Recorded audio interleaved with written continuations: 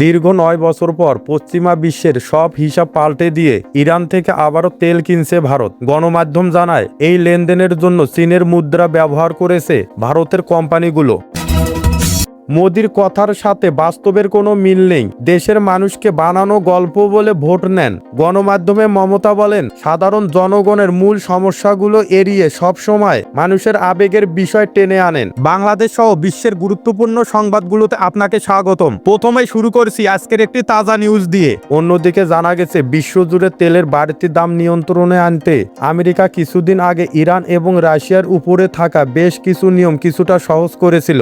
এই সুযোগ পেয়ে ভারতের বড় বড় ব্যবসায়িক প্রতিষ্ঠানগুলো পুনরায় ইরান থেকে জ্বালানি তেল কেনা শুরু করে দিয়েছে। ভারতের প্রধান সরকারি তেল সরবরাহকারী প্রতিষ্ঠান ইন্ডিয়ান অয়েল কর্পোরেশন দীর্ঘ সময় পর ইরান থেকে ২০ লাখ ব্যারেলের মতো তেল কিনেছে, যার বাজার মূল্য প্রায় ২০ কোটি মার্কিন ডলার। এর পাশাপাশি রিলায়েন্স নামের আরেক নামকরা প্রতিষ্ঠানের কেনা তেল নিয়ে বেশ কয়েকটি জাহাজ ইতিমধ্যে ভারতের ঘাটে এসে পৌঁছেছে। জানা যায়, তেলের এই বিরাট অঙ্কের দাম আইসিআইসিআই ব্যাংকের মাধ্যমে চীনের মুদ্রা ইউয়ানে পরিশোধ করা হচ্ছে। যদিও এ লেনদেনের ব্যাপারে ব্যাংক কর্তৃপক্ষ বা ভারতের সরকারি মহল থেকে কিছুই বলা হয়নি। তবে আমেরিকার সংশ্লিষ্ট দপ্তর জানিয়েছে, ইরানকে দেওয়া তেলের এই সামরিক সুযোগ খুব তাড়াতাড়ি শেষ হয়ে যাবে, তাই এরপর এই বিশেষ সুবিধা আর থাকছে না।